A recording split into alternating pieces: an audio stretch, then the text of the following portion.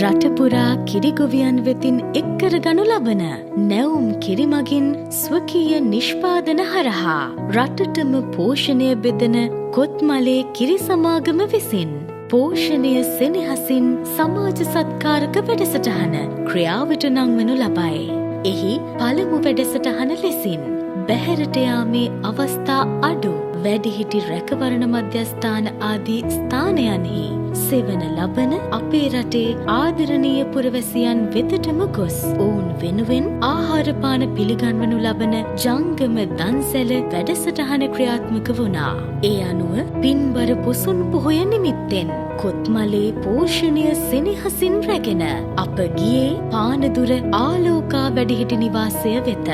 මේ අපේ ජේෂ්ඨ පුරවැසියන් 140 දෙනෙකුට සෙවන සදන පානදුරේ ආලෝකා වැඩිහිටි නිවාසය.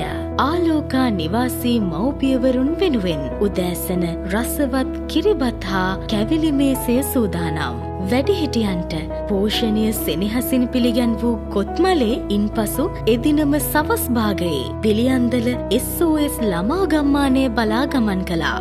මේ රසගුණ පිරි කොත්මලේ අයිස්ක්‍රීම් සත්කාරය SOS ළමා ගම්මානයේ නිවෙසි දරුදැරියන් 100ක පමණ සහ ඔවුන් රැක බලා ගන්නා ආදරණීයයන් වෙනුවෙන් කොත්මලේ සෙනෙහසින් පෝෂණය අනාගතයේදීත් මෙලෙසින් අපේ රටේ පුරවැසියන් පෝෂණය කිරීමට නියමිත බව අපි ඔබට දැනුම් දෙන්නේ සෙනෙහසින් මෙන්ම සතුටින්.